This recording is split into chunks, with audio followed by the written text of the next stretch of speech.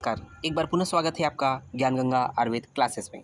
आज हम लोग पढ़ने वाले हैं कल्पना निर्माण थर्ड अर्थात रसशास्त्र एवं भेषज कल्पना के अंतर्गत पढ़ेंगे गुड़ पाक विधि।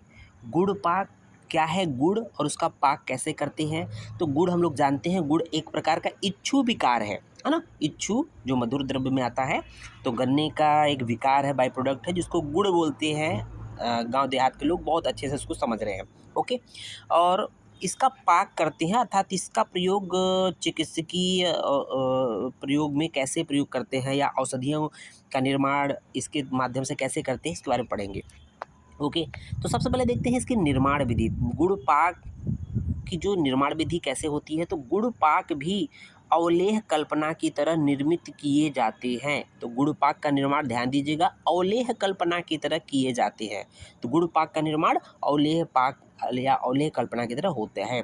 इसमें गुड़ को आवश्यकता अनुसार क्वाथ या जल में मिलाकर, डिपेंड करता है क्वाथ में मिलाकर गुड़ को या जल में मिलाकर गुड़ पाक लक्षण आने तक पाक करते हैं। भाई जो एक अवलेह पाक या गुड़ पाक का लक्षण जब तक आएगा तब तक पाक करते हैं।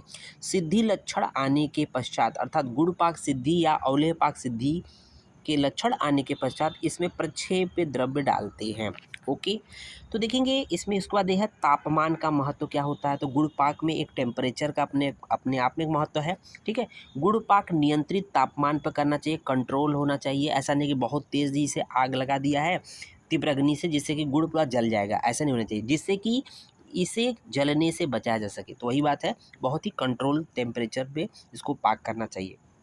कौन कौन सी सावधानियां बरतनी चाहिए, पाक करते समय इसे चलाते रहना चाहिए। सही बात है कि इसको हमेशा चलाते रहना चाहिए। पानी की अधिक मात्रा नहीं होनी चाहिए, और ऐसा भी नहीं है कि आप उसको जलने से बचाने के लिए खूब पानी डाल दीजिए। एक निश्चित पानी की मात्रा उसमें डालनी है। उसके बाद देखेंगे हम लोग गुड़ पाक सिद्धि लक्षण। तो गुड़ पाक सिद्धि लक्षण बिल्कुल अवलेह पाक सिद्धि लक्षण की तरह है।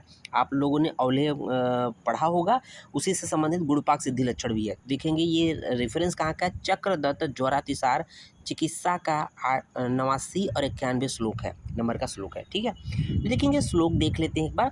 तोय पूड़े यदा पात्रे क्षिप्तो न प्लवते गुड़।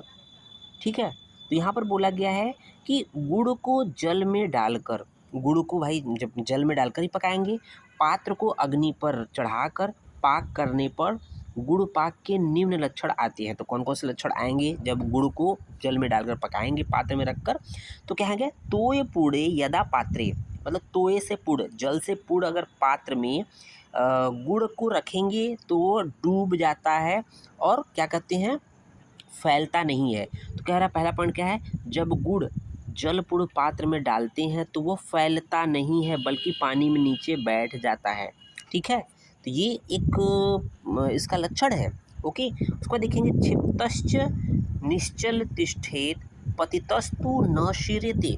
फैलता नहीं है कहने का मतलब कि जब उसमें डालते हैं गुड़ को, नीचे की तरफ बैठता है तो वो फैलता नहीं है बल्कि एक जगह स्थिर रहता है। ओके, उसको देखिए यदा दर्वी प्रलेप, दर्वी बोलते हैं कलछुल को, ठीक है, जिसे हम चलाएंगे। यदा दर्वी प्रलेप स्याद याद वा तंतुलो भवेत। तो क्या कर रहा है, पाक लक्षण आने पर, पाक का लक्षण आने पर गुड़ दर्वी पर, दर्वी मतलब कढ़ाई कलछुल पर लिपटने लगता है। ठीक है, तथा इसमें तार बनने लगता है। तो ये कह रहा है यदा दर्वी प्रलेप स्याद यादवा तंतुलो भवे। तंतुल मतलब एक चाशनी या तार बनने लगता है ना, कहते हैं एक तार की दो तार की इस तरह बनने लगता है। उसको देखेंगे एस पाको गुड़ादि नाम सर्वेशा परिकृतिता सुख मर्द सुख स्पर्शो गुड़ पाकम उपागत। ठीक है, तो इस बार कह रहा है अच्छी प्रकार से गुड़ पाक हो जाने पर इसे थोड़ा सा लेकर 2 अंगुलियों के बीच मर्दन करने पर सुख प्रतीति होता है। सुख प्रतीति होने का मतलब यहाँ दिया है सुख मर्द। ठीक है ना, तो सुख प्रतीति होने का मतलब क्या होता है, अर्थात चिपकता नहीं है। जब अच्छे तरह से पाक हो जाएगा गुड़ ना पानी में, तो वो चिपकेगा नहीं 2 अंगुलियों के बीच रखने पर। साथ ही साथ सुख स्पर्शो, सुख स्पर्शों का मतलब स्पर्श में भी सुखकारी होता है, अच्छा होता है। और साथ ही साथ क्या रहा है, पीड़ितो भजते मुद्राम, तो पीड़ितो भजते मुद्राम अर्थात दबाने पर, भाई जब उसको दो उंगलियों के बीच में रखकर दबाएंगे ना, दबाने पर उसमें अंगुली के रेखाओं के निशान बन जाते हैं। तो जो गुड़ का पात जो छोटा सा टुकड़ा होगा उस पर अंगुलियों के निशान बन जाएंगे, चिपकेगा नहीं। ये उसके विशेष लक्षण होते हैं। इसमें अच्छी गंध आती है तथा प्रयुक्त औषधियों से मिश्रित वर्ण तथा रस की उत्पत्ति हो जाती है। तो यही कह रहा है गंध वर्ण रसान्विता, जिस भी द्रव्य औषध का गुड़ पाक करेंगे, जो क्वाथ के थ्रू द्रव बनाएंगे, उस द्रव्य का जो क्वाथ होगा या उस द्रव्य का जो रस और गंध उसमें ऑटोमेटिक दिखाई देने लगेगा, महसूस होने लगेगा। उसके बाद देख रहे होंगे जो गुड़ पाक बन गया है तो उसकी संरक्षण कैसे करेंगे, साथ ही साथ उसकी जो यूज करने की एक्सपायरी डेट क्या होती है, सविरता अवधि क्या होती है। तो गुड़ पाक भी अवलेह जैसे होते हैं, अतः इसको डिब्बों में संरक्षित किया जा सकता है।